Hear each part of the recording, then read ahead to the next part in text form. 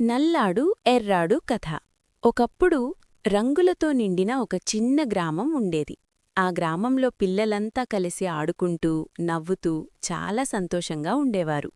కాని ఒకరోజు ఒక చిన్న విషయం వల్ల పెద్ద చర్చ మొదలైంది. నలుపు గొప్పదా అని నల్లాడు అడిగాడు. కాదు కాదు, ఎరుపే గొప్పది అని ఎర్రాడు వాదించాడు. చూస్తుండగానే ఆ మాటలు గొడవగా మారాయి. ఎవ్వరూ ఎవ్వరి మాట వినడంలేదు. గ్రామంలోని పెద్దలకు ఏం చెయ్యాలో అర్థం కాలేదు. అప్పుడే అక్కడికి తెల్లటి గడ్డం, మృదువైన ముఖంతో ఒక ముసలాయన వచ్చాడు. అందరి మాటలు శాంతంగా విని చిరునవ్వుతో ఇలా అన్నాడు.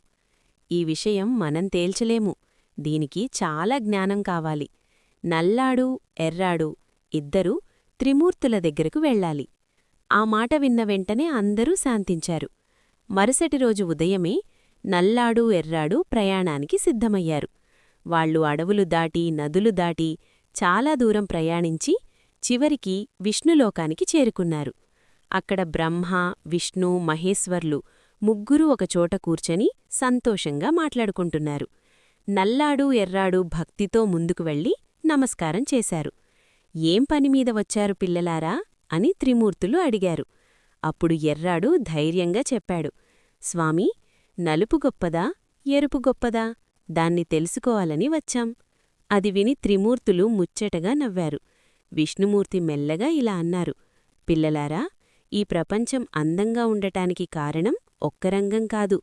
అన్ని రంగాలు కలిసి ఉన్నప్పుడే సృష్టి అందంగా ఉంటుంది. శివుడన్నాడు, నలుపు లేకపోతే రాత్రి ఉండదు, ఎరుపు లేకపోతే ఉదయం అందంగా ఉండదు.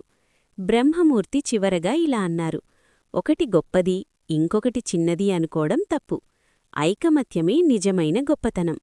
ఆ మాటలు విని నల్లాడు ఎర్రాడు ఇద్దరూ సిగ్గుపడి ఒకరినొకరు చూసుకొని నవ్వుకున్నారు. గ్రామానికి తిరిగొచ్చాక ముసలాయన మాటలు, త్రిమూర్తుల బోధ అందరికీ చెప్పారు. ఆ రోజునుంచి గ్రామంలో ఎవ్వరూ రంగుల గురించి తేడాల గురించి గొడవపడలేదు. అందరూ కలిసి ప్రేమగా ఐకమత్యంతో జీవించసాగారు.